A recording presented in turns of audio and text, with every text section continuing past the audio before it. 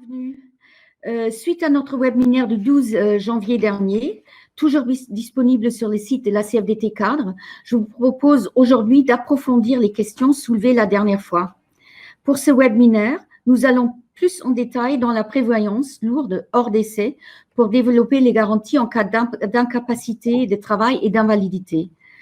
Comme pour le précédent webinaire, la CFDT Cadre et la Fédération Chimie Énergie de la CFDT se sont associés au groupe APICIL pour vous présenter ce sujet dans les 60 minutes suivantes.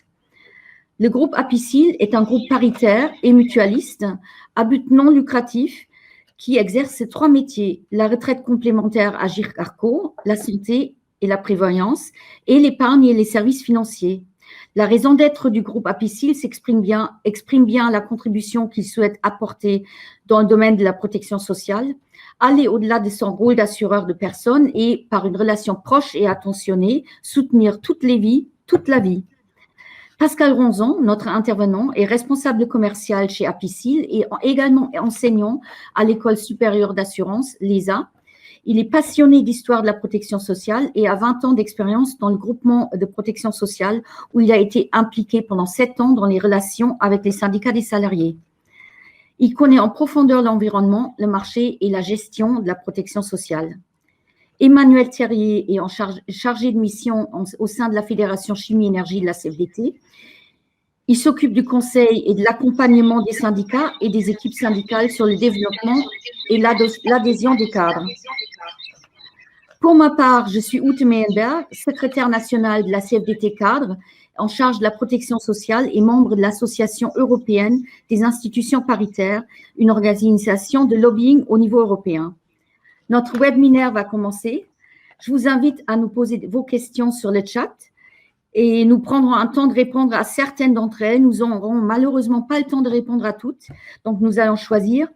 Et je vous laisse avec Pascal Ronzon. Merci.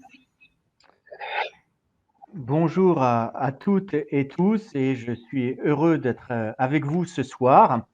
Je lance le diapo qui va nous servir de support tout au long de nos échanges. Il est en train de se télécharger. Voilà, la thématique retenue à la CFDT et sur laquelle nous avons travaillé: arrêt de travail, invalidité, l'indemnisation. Eh bien, pour répondre à cette question, nous avons prévu un webinaire qui va se décomposer en 3 parties. Une première partie pour revenir sur ce que c'est que les montants d'indemnisation en prévoyance de base sécurité sociale. Une deuxième partie pour regarder quelle indemnisation dans le cadre d'une complémentaire prévoyance. Et puis une troisième partie pour articuler les obligations légales liées au Code du travail et les obligations conventionnelles. Alors, pour démarrer tout de suite, d'abord, redéfinissons ce que c'est que la prévoyance. La prévoyance, c'est 3 risques: l'incapacité temporaire de travail, quelle que soit la cause, que ce soit une cause de maladie ou d'accident, maladie professionnelle ou maladie non professionnelle, et en cas d'accident, accident de la vie ou accident professionnel. Deuxième risque, l'invalidité. Troisième risque, l'inaptitude. L'inaptitude n'est que dans le cadre de l'accident du travail ou de la maladie professionnelle. L'inaptitude est née uniquement dans le cadre de l'environnement professionnel. Regardons donc dans une première partie la sécurité sociale et quelles sont les formes d'indemnisation de la sécurité sociale. Tout d'abord, il faut prévoir et concevoir la sécurité régime qui est une assurance de base, une forme de parapluie au-dessus de nos têtes qui couvre toutes les personnes, quelle que soit sa catégorie socio-professionnelle, quel que soit son âge, quel que soit son sexe, quel que soit son état de santé, qu'on soit bien portant ou moins bien portant, qu'on soit avec 100% de son intégrité physique ou que l'on soit avec un handicap, quelle que soit la cause de l'handicap. Le régime sécuritaire est un régime universel qui s'adresse à l'ensemble des salariés, cadres et non cadres, et qui sert donc des prestations de base à tous. C'est pourquoi j'utilise cette image de parapluie. La prévoyance donc de base permet la nature de l'arrêt et en fonction de cette nature d'arrêt permet de distinguer la nature quelle va être ma forme d'indemnisation. L'indemnisation dépend de la nature de l'arrêt. Soit je m'arrête pour maladie non professionnelle ou accident de la vie privée, soit je m'arrête pour d'autres causes, un accident du travail, un accident de trajet ou une maladie professionnelle. Il est absolument essentiel, lorsqu'on souhaite savoir et connaître l'indemnisation que l'on va avoir en matière d'arrêt de travail, de distinguer de l'arrêt. Et il y a une deuxième chose indispensable qui joue sur le montant de l'indemnisation, c'est la notion de franchise. Certains entendent parler de la notion de carence. C'est la même chose. Carence ou franchise, assimilons ces deux mots-là, ils relèvent de la même catégorie. La franchise, en cas de maladie non professionnelle ou d'accident de la vie privée, est de 3 jours. En cas d'arrêt de travail pour motif professionnel, et quel que soit le motif professionnel, la maladie professionnelle, l'accident du travail, la garantie acquise, elle est acquise dès l'embauche. Et donc, il n'y aura pas de franchise au niveau de la sécurité sociale dans son indemnisation. Cette image que j'emprunte à l'IFPAS, qui est un organisme de formation, que je cite puisque je reprends leur image, je distingue bien la nature de mon arrêt, professionnel ou non professionnel, et que cela va jouer tant sur le montant de l'indemnisation que sur la franchise qui sera ou non appliquée en fonction de. Alors regardons tout de suite sous forme de pictogramme et rentrons dans le détail rapidement de ces garanties proposées par la sécurité sociale et qui sont donc nos garanties de base dès lors, quelle que soit son appartenance socio-catégorielle. Première garantie, l'incapacité temporaire de travail.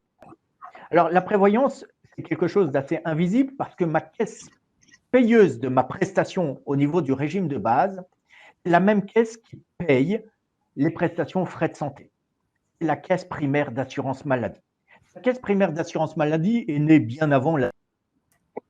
Elle date en fait des années 30 suite à la mise en place des assurances sociales et donc du coup, la caisse primaire d'assurance maladie va verser aussi bien les prestations frais de santé que les prestations d'indemnité journalière,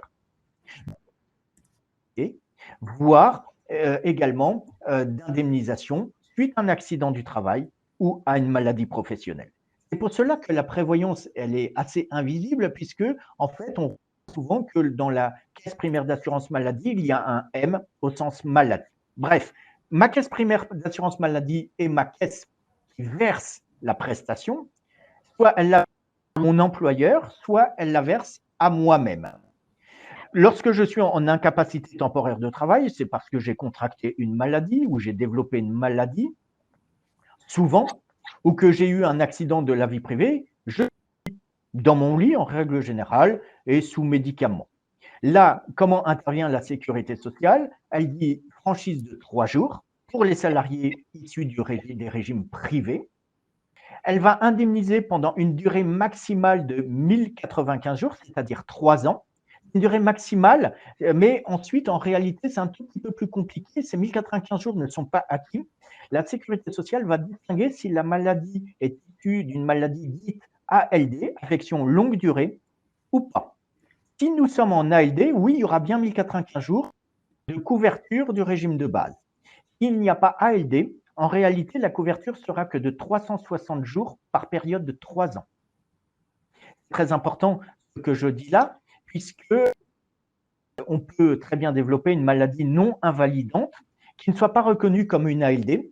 Et à ce moment-là, si on ne reprend pas le travail au bout de la période d'indemnisation de 365 jours, la sécurité sociale n'indemnisera plus. Et s'il n'y a pas d'indemnisation sécurité sociale, en règle générale, les contrats d'assurance complémentaire n'indemnisent pas. Quel est le montant de l'indemnisation en matière d'incapacité temporaire de travail, c'est-à-dire l'arrêt de travail courant pour cause de maladie ou d'accident de la vie privée? Le montant sera de 50% de votre salaire limité à la tranche A, c'est-à-dire limité au plafond mensuel de la et avec une seconde limite limitée à 1,8 SMIC. Très concrètement, cela veut dire que le montant de la sécurité sociale ne dépassera pas par jour 46 euros. C'est-à-dire que le gain journalier calculé par la sécurité sociale, c'est-à-dire votre salaire au sens sécurité sociale du terme, ne pourra pas excéder 92 euros.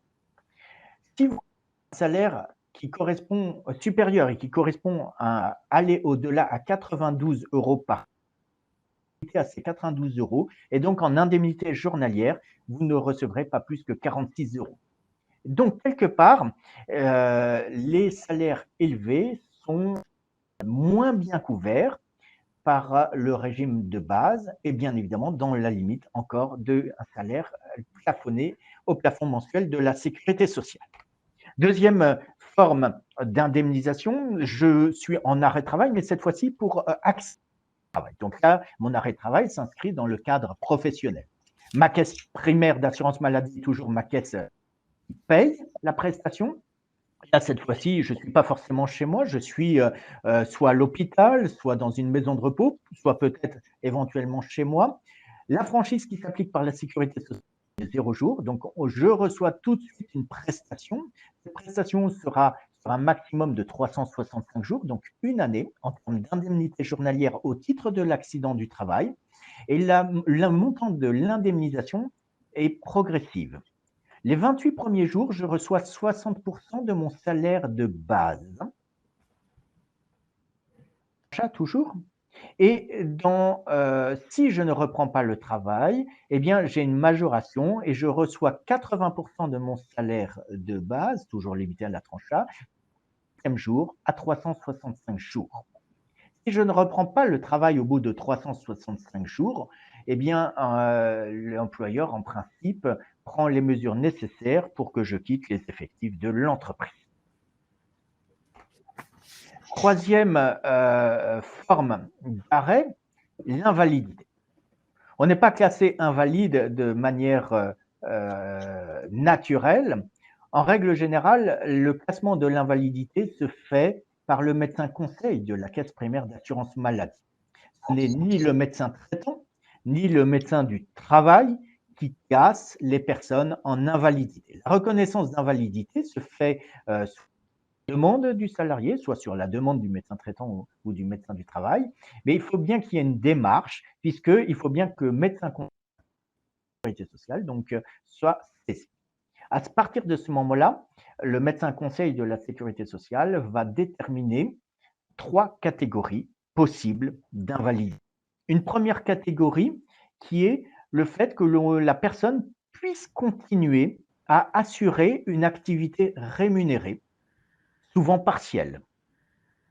C'est ce qu'on appelle le mi-temps thérapeutique. La deuxième catégorie, c'est le fait que la personne est dans l'incapacité totale de travailler. Donc là, à partir de ce moment-là, la personne reçoit une pension d'invalidité. La pension d'invalidité de deuxième catégorie correspond au même montant que d'IJSS, d'indemnité journalière sécurité sociale, c'est-à-dire qu'il est calculé à 50% du salaire. Ce que je n'ai pas précisé auparavant, c'est que l'indemnité journalière calculée par la sécurité sociale se fait sur une valeur temps limitée aux 3 derniers mois. Donc le salaire de référence est calculé sur les 3 derniers mois d'activité. En revanche, la pension d'invalidité est calculée sur les 10 meilleures années. Alors c'est très important ce que lorsqu'il y a des fluctuations de salaire, on se dit ma pension d'invalidité pourrait augmenter, notamment lorsque je suis en mi-temps thérapeutique. Pas du tout, puisque la sécurité sociale neutralise cet effet-là en prenant le relevé de situation individuelle de la personne classée en invalidité et regarde les années, pas les 10 dernières années, les 10 meilleures années.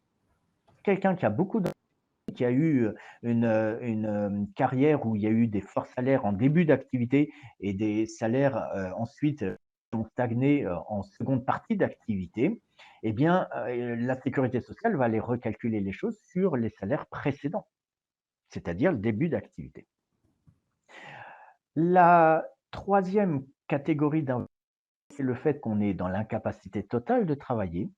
Et souvent, il y a nécessité d'avoir une tierce personne pour aider la personne en invalidité troisième catégorie à assumer les gestes courants de la vie quotidienne. À partir de ce moment-là, la prestation sécurité sociale sera de 50% du salaire, calculé sur les 10 meilleures années, mais il y aura une majoration pour tierce personne de 40% du montant de la prestation versée. La rente d'invalidité n'est pas 5 ans ou 10 ans. La rente d'invalidité, elle est appelée pension et elle sera servie à la personne placée en invalidité jusqu'au maximum l'âge de liquidation de la pension vieillesse. Je dois attirer votre attention sur le fait que l'invalidité n'est pas acquise de manière viagère et n'est pas acquise de manière indéterminée. L'invalidité peut être vue et révisée à tout moment par le médecin conseil de la sécurité sociale, peut vous augmenter ou vous diminuer de catégorie d'invalidité. Cela crée parfois de l'incompréhension, des confusions vis-à-vis de l'entreprise, vis-à-vis de l'employeur, vis-à-vis de vous-même, puisque le passage d'une classe d'invalidité à une autre, si je monte et donc je passe de 1 à 2, à ce moment-là, je reçois plus en termes de pension, mais si je passe de 2 à 1, je vais recevoir moins. Dernière situation, l'inaptitude. L'inaptitude, vous voyez, j'ai mis le fait de perdre une oreille, le fait de perdre un œil. C'est tout d'abord le fait que je vais avoir une atteinte à mon intégrité physique dans le cadre professionnel. L'inaptitude ne peut être déclarée par un médecin du travail et parce que on considère qu'il y a une diminution par rapport à la tenue d'un emploi. L'inaptitude, donc, le versement au titre de l'inaptitude, c'est une compensation. C'est une compensation financière liée à un dommage corporel. On tente de réparer un préjudice corporel. Je prends un exemple, je suis ébéniste, je travaille dans une scierie, je suis ébéniste, mais je suis cadre. Et puis, j'ai voulu remplacer mon apprenti, ma main dérape, je perds 2 doigts. Je me mets en arrêt de travail pour cause d'accident du travail, donc je vais percevoir de l'indemnité journalière, limitée à 365 jours. Mais je perds 2 doigts, j'ai donc une diminution de mon intégrité physique. À ce moment-là, je peux demander l'inaptitude auprès du médecin du travail.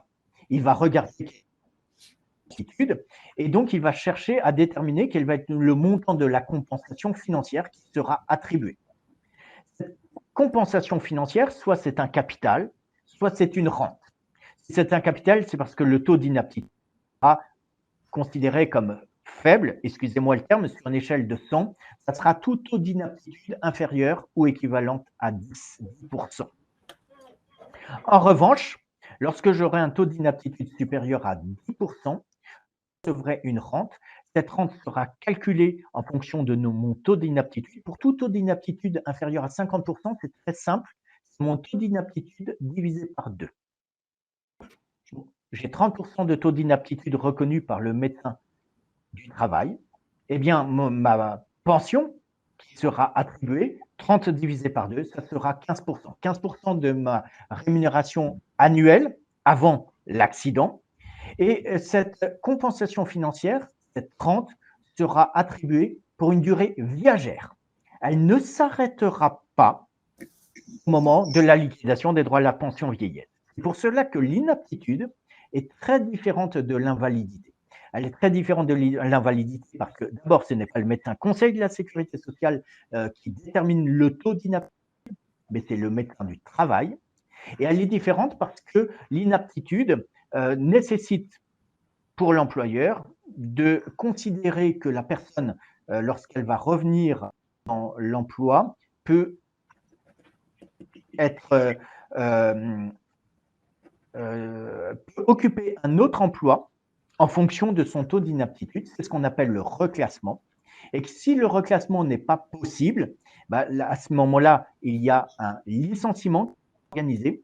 Ce qui ne veut pas dire que la personne ne retrouvera pas un emploi différent dans une autre activité. L'inaptitude ne génère pas de manière évidente l'invalidité.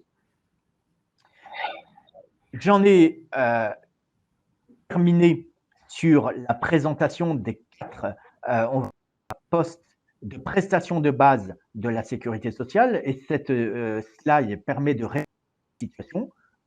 En prestation de base, j'ai de l'incapacité de travail, de l'invalidité. Je peux avoir de l'accident du travail qui génère également de l'IJ sécurité sociale, de l'indemnité journalière. Je peux avoir de la maladie professionnelle et je peux avoir de l'inaptitude. Mes calculs au niveau de la prestation, si je suis en indemnité journalière sécurité sociale de l'IJSS parce que je suis en incapacité de travail ou en accident du travail, mais les durées ne seront pas les mêmes. Il y a cette notion de franchise, il y a la notion lorsque je suis en invalidité, cette pension s'arrêtant au moment de la liquidation des droits à la pension vieillesse. Mon montant d'indemnisation en indemnité journalière sécurité sociale est donc limité à 50% de la tranche A, limitée elle-même à 1,8 SMIC, ce qui revient à 40 € par jour. En prévoyant sécurité sociale, toutes les prestations sont calculées selon le salaire. En termes de fiscalité, lorsque je reçois une indemnité journalière, il n'y a pas d'imposition particulière, outre le fait que c'est imposable à l'impôt sur le revenu, mais pour l'employeur, il n'y a pas forcément de charge dès lors qu'il y a une participation salariale sur la quote-part du montant du taux incapacité du régime de prévoyance. Et lorsqu'il y a un montant d'indemnité journalière versé aux salariés, c'est en haut de la fiche de paye, à cela on déduit la CSG, la CRDS pour trouver le net. Les taux en incapacité temporaire de travail de CSG-CRDS minorés. Ainsi, la prévoyance de base est une protection des revenus à vocation universelle et qu'il est nécessaire de regarder la nature de l'arrêt pour connaître le montant de l'indemnisation. C'est-à-dire, en fonction de l'arrêt, de sa nature, il y aura des franchises et il y aura des plafonds. J'en ai fini sur cette première partie. Je laisse place aux questions.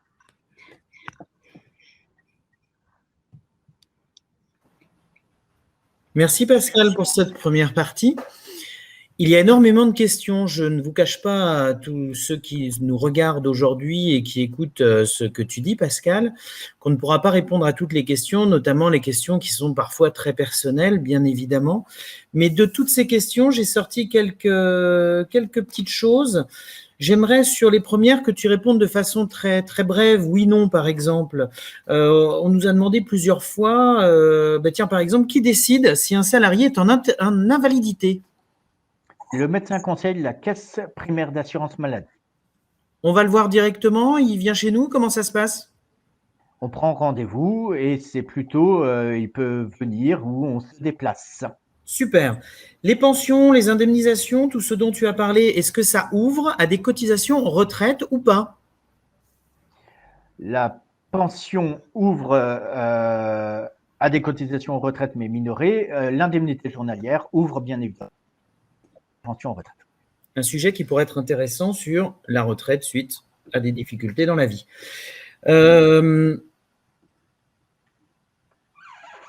Est-ce qu'il y a une liste des ALD? Question très intéressante. Eh oui. En effet, une maladie chronique peut être invalidante ou ne peut ne pas être invalidante. Je vais faire très simple. La crise Covid nous a montré qu'il y avait 2 formes de maladies. Je vais synthétiser, je vais être très bref. Je suis un peu fou de prendre cette synthèse et de faire cette synthèse, mais je vais vous la faire. Il n'y a que 2 formes de maladies possibles. Les maladies que l'on attrape et les maladies que l'on... Les maladies que l'on attrape, genre la crise sanitaire nous l'a montré, le Covid, est-ce que ça peut provoquer une maladie invalidante? Ça a été tenté, ça a été demandé, la réponse est non. Et il n'y a aucune maladie d'origine de virus ou bactérienne qui développe des ALD. En revanche, toutes les maladies que l'on développe, c'est-à-dire propres à son patrimoine génétique, peut développer des maladies invalidantes, en tout état de cause. Les 4 maladies qui tuent le plus aujourd'hui en France sont des maladies que l'on développe et sont des maladies qui sont à aider. Je prends un exemple, le cancer. Alors justement, sur le cancer, une question. Quelqu'un qui estime que le cancer dont il souffre serait lié au stress, c'est une estimation personnelle. Est-ce que on peut la faire passer en maladie professionnelle?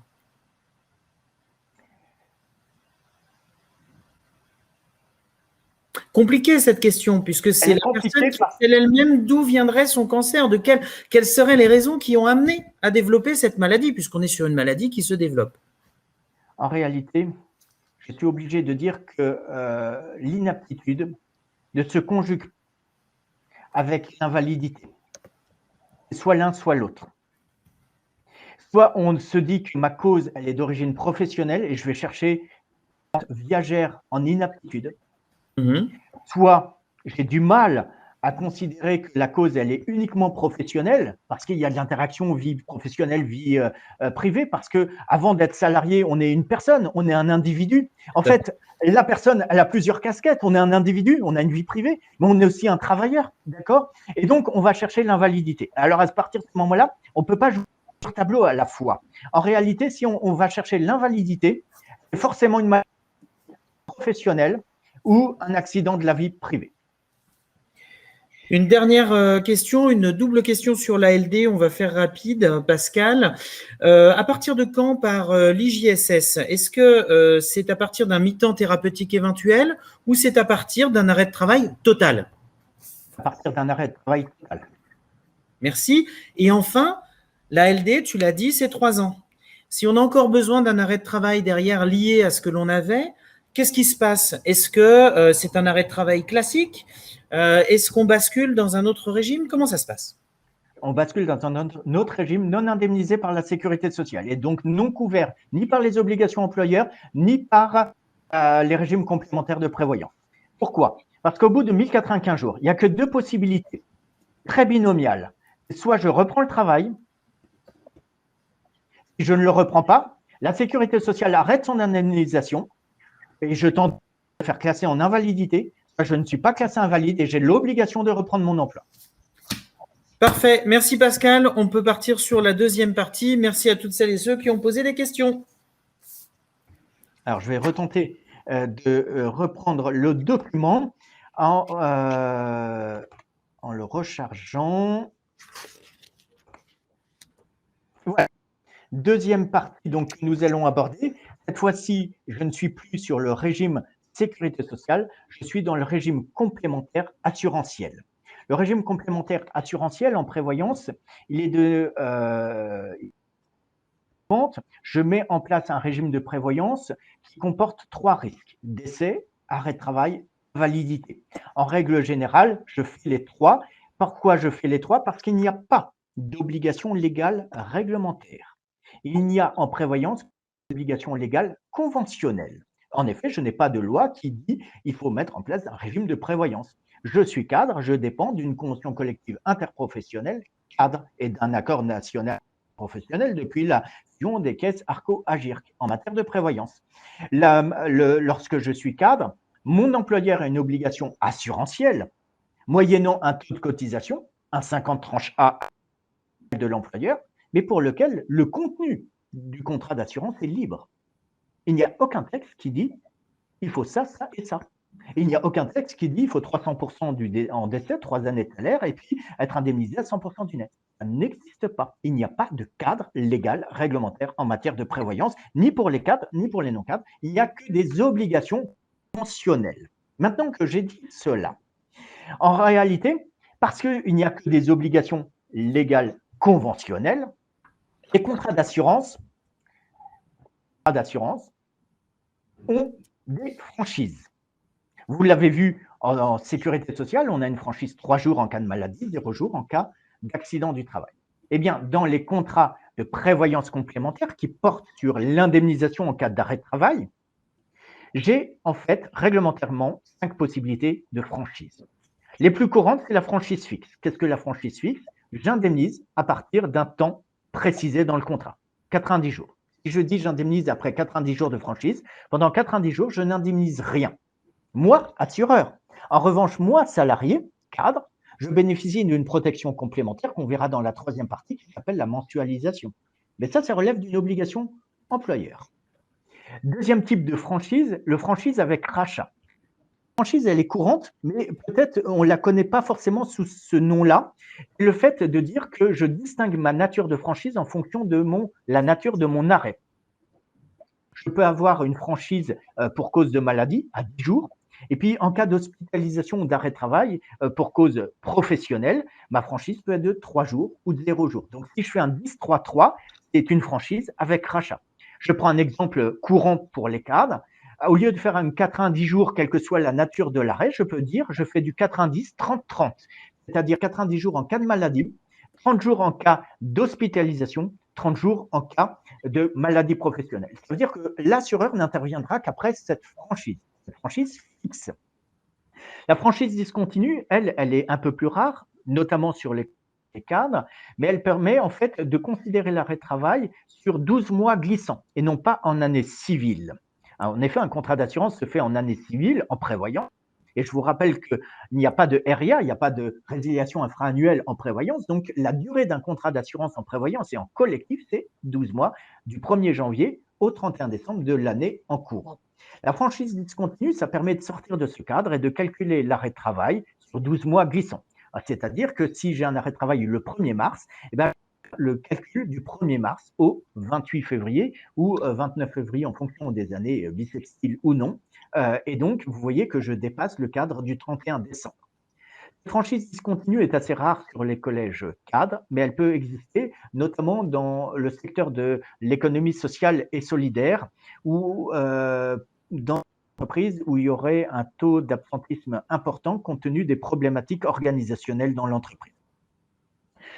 Il existe souvent dans les conventions collectives qui mettent en place des contrats de prévoyance obligatoires tant pour les collèges cadres que pour des franchises discontinues et de distinguer la nature de la franchise, la longueur de la franchise discontinue, l'ancienneté acquise du salarié. Je prends un exemple.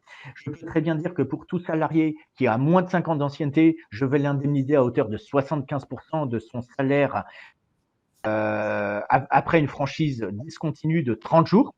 Et puis, pour toute personne ayant plus de 5 ans d'ancienneté, je vais l'indemniser tout 75%. Ça, je n'ai pas le droit de minorer un montant d'indemnisation en fonction de l'ancienneté acquise. Ça serait de la discrimination. En revanche, je peux très bien dire à l'employeur que j'indemnise dans ma promesse contractuelle d'assurance qu'après 60 jours ou 90 jours de franchise discontinue. Donc, vous voyez, en fonction de l'ancienneté acquise, d'être plus ou moins rapide dans l'indemnisation. Et puis, et c'est la dernière situation, on peut avoir la franchise en complément et en relais du régime maintien de salaire. La franchise en complément et en relais du régime maintien de salaire est intéressante, notamment lorsqu'il y a des régimes conventionnels qui ont en fait des dégressivités.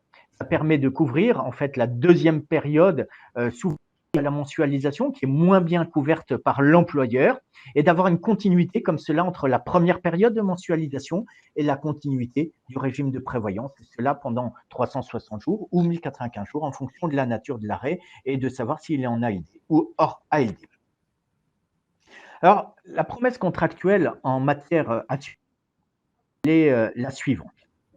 Tous les contrats s'expriment de la manière suivante. Ensuite, les conditions particulières de chaque assureur en matière de souscription diffèrent. Mais restons sur les généralités.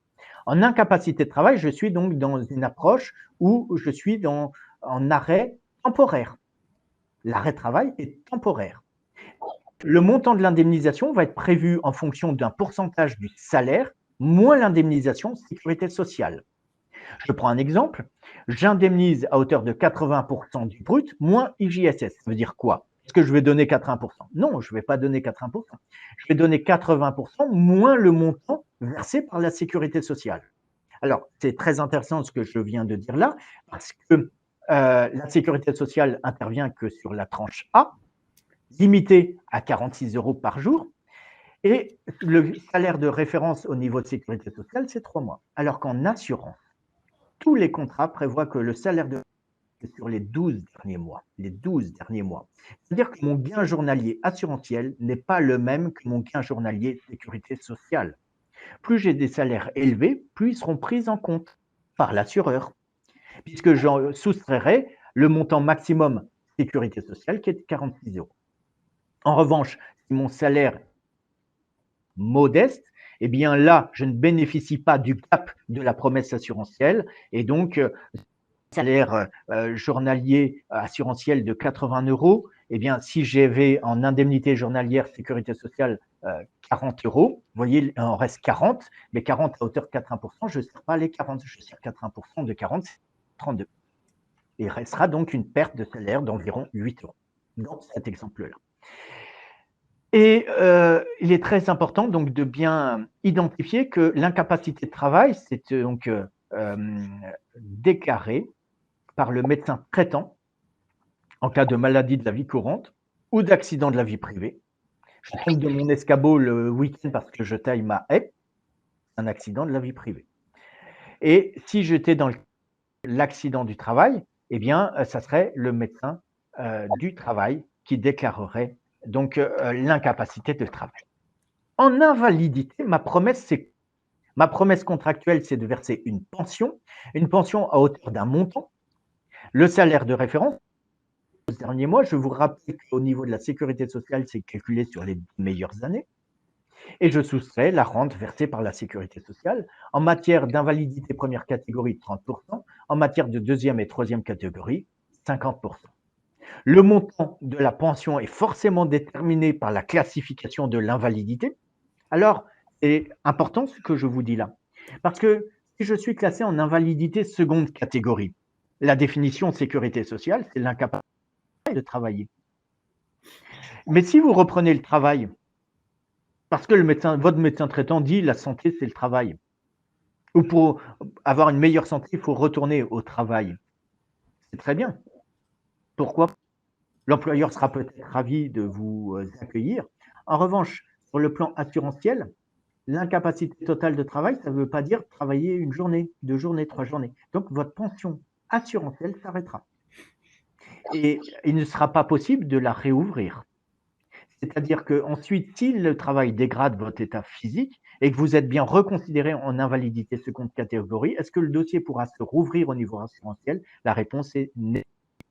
Bien évidemment, ça c'est la position courante, mais certains dispositifs particuliers d'assureurs, en fonction de leur politique, peuvent faire sauter cette condition. Et puis, la troisième chose, c'est que sur l'invalidité, eh bien, c'est le médecin conseil de la sécurité sociale qui intervient. Je ne sais pas si vous m'entendez bien parce que j'ai l'impression que le son vient de sauter. Je ne le sais pas. J'entends très bien, Pascal. En tout cas, pour ma part, et sur le chat, je n'ai pas de remarques. Très bien. Alors, je reviens sur les principes de l'assurance collective. Le principe est qu'en prévoyance, c'est tout le monde ou personne. Donc, en principe, il n'y a pas ni d'exclusion, ni de dispense, contrairement à un régime frais de santé.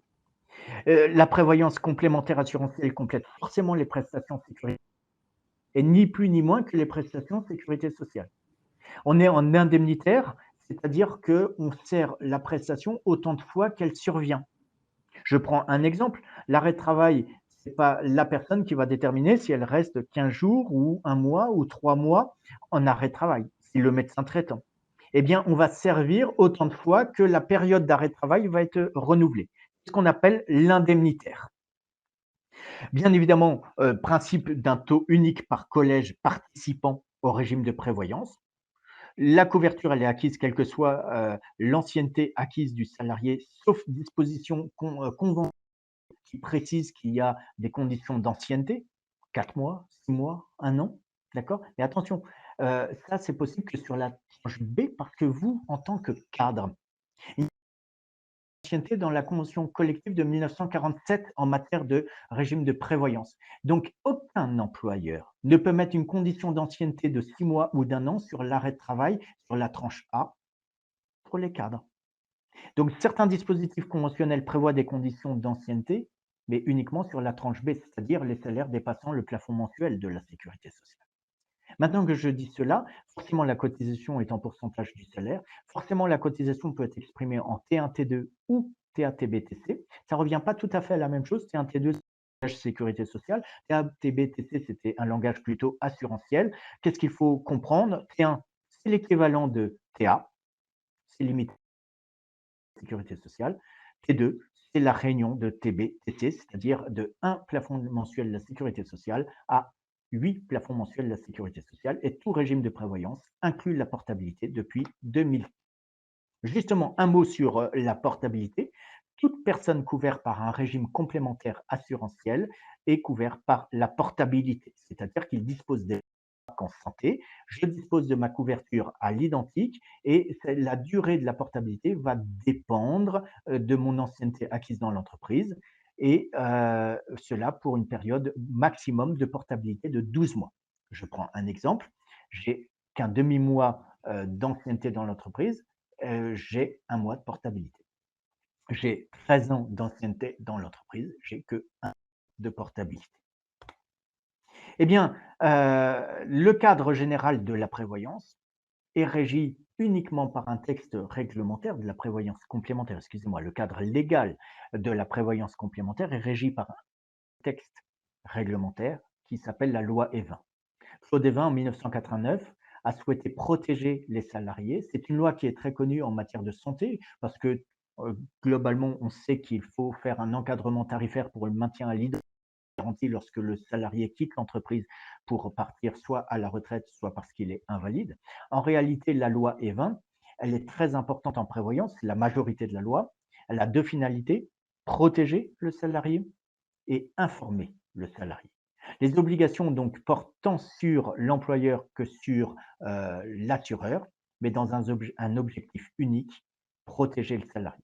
C'est ainsi que, en cas de résiliation du contrat d'assurance par l'employeur pour faire un changement d'assureur pour des raisons qui lui est propre, ou pour des raisons tarifaires, ou pour des raisons conventionnelles, eh bien, les personnes en arrêt de travail ne peuvent pas être résiliées. C'est un exemple. Mais le deuxième exemple, c'est que si, en cas d'augmentation tarifaire de votre régime de prévoyance par votre, il y a nécessité de diminuer les garanties. D'abord, vous êtes protégé par les garanties du texte conventionnel de 1947. On ne peut pas descendre en dessous du 1,50 tranche A à la charge totale de l'employeur, mais aussi, il faudrait que tous les salariés soient informés par l'employeur, moyennant un préavis et moyennant une information individuelle. La troisième chose, c'est que le salarié il est protégé et reçoit de l'information par une notice d'information rédigée par l'assureur, mais distribuée par l'employeur. Ainsi, le contrat d'assurance en prévoyance complémentaire, c'est d'abord une promesse contractuelle. Tous les contrats diffèrent, vous l'avez compris, mais il y a en matière de franchise que 5 manières de faire de la franchise. La promesse contractuelle, c'est un engagement moyennant une cotisation de verser donc une prestation qui est les prestations sécurité sociale en termes de durée. Si la personne reçoit de l'indemnisation journalière, je verse une IJ complémentaire. Si la personne reçoit une pension d'invalidité, je verse une pension d'invalidité. D'accord? Bien évidemment, vous l'avez une distinction de l'indemnisation en fonction de la nature de l'arrêt. Il y a des franchises, vous l'avez vu, bien différentes de la franchise sécurité sociale. Il y a un plafond, je ne peux pas avoir plus lorsque je suis en arrêt de travail que si j'étais en activité. Donc il y a un plafond, c'est la limitation de la prestation à 100% du net d'activité. Je ne peux pas gagner plus en restant chez moi. La loi Evin impose une vigilance particulière pour les personnes en arrêt de travail lorsqu'il y a un changement d'assureur. Je laisse la place aux questions pour terminer cette deuxième partie. Merci beaucoup, Pascal. On a à nouveau un certain nombre de questions. Donc, d'abord, une qui revient quand même. Est-ce que la pension d'invalidité, est-ce qu'on cotise pour la retraite, notamment si on a, par exemple, une activité qui est qu'à hauteur de 20%? On cotise pour la retraite sur la partie de l'activité. Bien évidemment, on cotise également, mais les montants sont minorés. Donc, on n'acquiert pas le même nombre de points lorsque je suis en arrêt de travail ou lorsque je suis en invalidité. hein. La question, c'est pas j'acquiers, la question, c'est quel montant j'acquiers. Et c'est là où il y a une vigilance. C'est que si je travaille que 20%, je suis d'abord en mi-temps thérapeutique, très clairement. Je suis en temps partiel, donc je suis classé en invalidité première catégorie. Et donc, je cotise à la hausse de ce que je gagne. D'accord, merci. Et qu'est-ce qui se passe en fait quand un salarié arrive à la fin de l'indemnisation, donc les 3 années, et qu'il ne peut pas reprendre le travail? Il n'y a plus d'indemnisation. Et En cas d'arrêt de travail, il n'y a plus d'indemnisation pendant un certain laps de temps, donc 1 an ou 3 ans. Et donc, si la personne travaille, il se retrouve sans ressources. Et donc, à partir de quel moment, à ce moment-là, si j'ai bien compris, il faut qu'il se mette en invalidité. Il faut qu'il soit placé demande le placement en d'invalidité. invalidité. Alors, combien de temps avant la fin de l'arrêt longue durée peut-on demander ce classement en invalidité?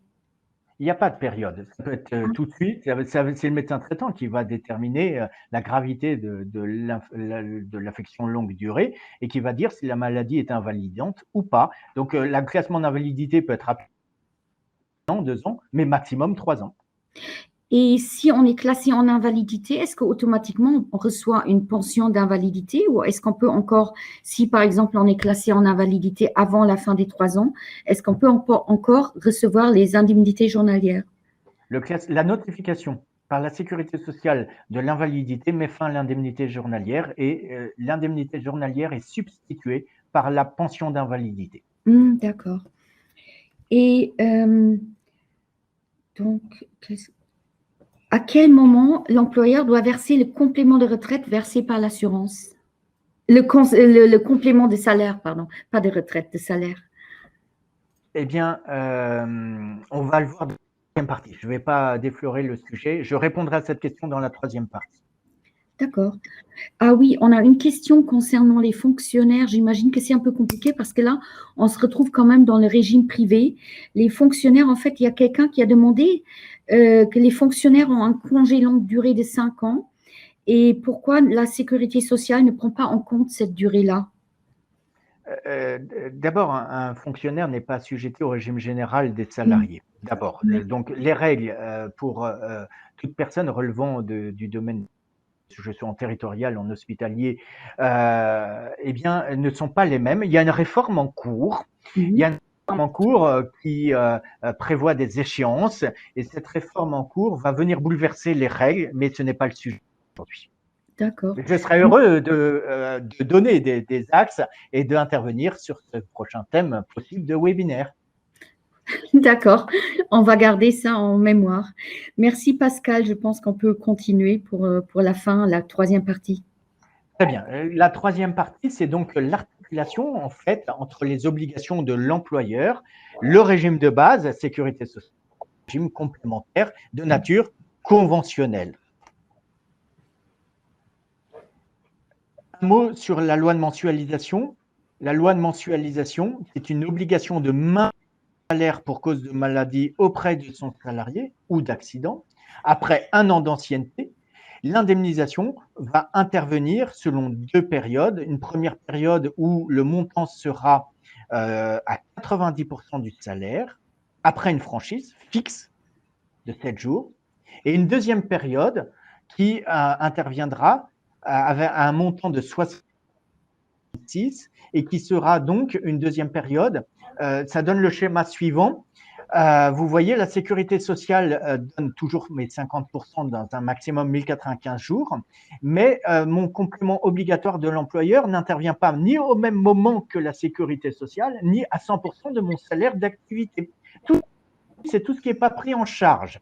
D'accord? Et donc, si ce n'est pas pris en charge, s'il n'y a pas de contrat de prévoyance, eh bien, il n'y a rien. Et ça veut dire que j'ai une dégressivité de mon revenu de remplacement. Et au bout de 67 jours, c'est-à-dire 60 jours plus franchise, si j'ai 1 an d'ancienneté, eh bien, je me retrouve qu'avec la moitié de mon salaire plafonné donc à 1,8 SMIC et plafonné donc au plafond mensuel de la sécurité sociale. Si je dis cela, c'est que c'est très important parce que l'objectif d'un régime de prêt qui soit d'origine à l'initiative de l'employeur ou d'un d'un dialogue social dans l'entreprise ou parce qu'il est de nature conventionnelle, il a toujours pour objectif de venir améliorer ce dispositif. Alors, prenons la slide d'après où j'ai pris la part, et je vais répondre donc à la question qui a été posée, la part là de quelqu'un qui est cadre. J'ai pris, on va poser l'hypothèse, quelqu'un qui travaille dans un secteur connexe au bâtiment, tiens, pourquoi pas, on va dire qu'il est cadre dans un cabinet d'architecte et qu'il s'arrête pour 90 jours. Cause maladie. Il a un salaire élevé et l'employeur a mis en place un contrat avec une franchise fixe de 10 jours. Qu'est-ce qui se passe en termes d'indemnisation? Et là, vous voyez, avec ce schéma de complexité, puisqu'en fait, il va falloir superposer 3 choses. D'abord, l'employeur va recevoir la part sécurité sociale en termes d'indemnité journalière. Si le cadre a un salaire élevé, on est au plafond, donc 46 € par jour. Et ça, l'employeur va le recevoir du 3e jour d'absence, donc à partir du 4e jour, jusqu'à 90e jour, puisque j'ai dit que l'arrêt de travail allait durer 90 jours. Ensuite, le contrat d'assurance, lui, la promesse contractuelle est de 80% du IJSS, mais il va intervenir au 10e jour. Donc là, l'employeur va dire, je donne 80%, puisque mon assureur va bien me donner 80%, moins l'IJSS. Mais il se trouve que ça ne s'arrête pas là. En fait, moi, employeur, j'ai une autre obligation. J'ai le respect de la mensualisation à effectuer. Et donc, vous voyez que du 7e jour au 10e jour, j'ai cette petite partie en jaune qui fait que je vais devoir en fait 90% de son salaire moins les 46 € pendant 3 jours, du 7e au 10e jour, mais qu'ensuite, je dois du 80%, l'assurance ne donne que 80%, moi, je dois, en titre de la mensualisation, 90%. Donc, moi, employeur, je vais devoir donner 10% de ma poche, et cela du 10e jour jusqu'au 37e jour, si mon salarié a 1 an d'ancienneté. La période de mensualisation augmente en fonction de l'ancienneté acquise du salarié dans l'entreprise, mais une situation simple, 1 an d'ancienneté, eh bien là, l'employeur va devoir verser de sa poche 10% en plus de ce que verse le contrat d'assurance pendant 30 jours. Donc, position donc du régime de base, de la promesse contractuelle du régime complémentaire, soit parce qu'il y a eu une négociation collective, soit parce qu'il y a eu une obligation conventionnelle, plus mon obligation de maintien de salaire en tant qu'employeur, qui viennent donc déterminer le montant final de l'indemnisation que versera l'employeur au salarié. Le salarié, il va recevoir une somme brute, il faudra déduire le montant de la CSG, CRDS, pour trouver. Plus j'ai un salaire élevé, et plus le fait que je suis plafonné au niveau sécurité sociale, plus j'ai le phénomène de franchise, eh bien mon salaire de remplacement sera diminué. Très clairement, sur un salaire d'environ, on va dire, 60 000 € par an, eh bien, compte tenu des plafonds sécurité sociale, compte tenu de cet exemple de contrat d'assurance à 80% du brut et du maintien de la mensualisation par l'employeur uniquement sur 30 jours, plus 3 jours à 90%, très clairement, sur 100% de mon aide d'activité, je récupérerai au maximum 75%. Donc, je perds un quart de ma rémunération. Vous voyez à travers cet exemple précis que le maintien de salaire est d'abord une obligation employeur, soit après 7 jours de franchise, soit après 0 jours de franchise en cas d'accident du travail, et que le phénomène de franchise, le phénomène de plaisir vient diminuer le taux de remplacement de mon salaire d'activité en cas d'arrêt de travail. Plus j'ai un salaire élevé, plus mon taux de remplacement sera faible. Un peu la même chose en retraite pour faire le parallèle par rapport aux questions posées. Bien évidemment, les dispositifs conventionnels peuvent améliorer la mensualisation. On peut très bien dire que la mensualisation interviendra pendant 150 jours, quelle que soit la condition d'ancienneté acquise. C'est le cas notamment dans certaines activités connexes au bâtiment, comme la convention collective des architectes. C'est le hasard qui me fait dire cela. L'articulation mensualisation et contrat de prévoyance s'effectue par l'employeur. D'accord. qui doit être vigilant à cette articulation-là. Ce n'est pas l'assureur. Et c'est aux salariés bien de faire respecter, de regarder ces questions-là et de faire respecter. Et la CSG, c'est un peu le poison qui s'instille partout. Et donc, en indemnité journalière, elle s'applique. D'accord? On n'est pas exonéré de CSG, de CRDS, contrairement au décès. Eh bien, je laisse la place aux questions. Merci beaucoup, Pascal, à nouveau. Peut-être, bon, j'ai plusieurs questions, mais peut-être une question quand même, vu qu'on a beaucoup de questions individuelles. Où est-ce que les personnes peuvent se renseigner par rapport à leurs questions individuelles, en fait? Leur employeur. Leur employeur, d'accord. En prévoyance, c'est leur employeur qui a souscrit un contrat de prévoyance. Hein, ce n'est pas le salarié.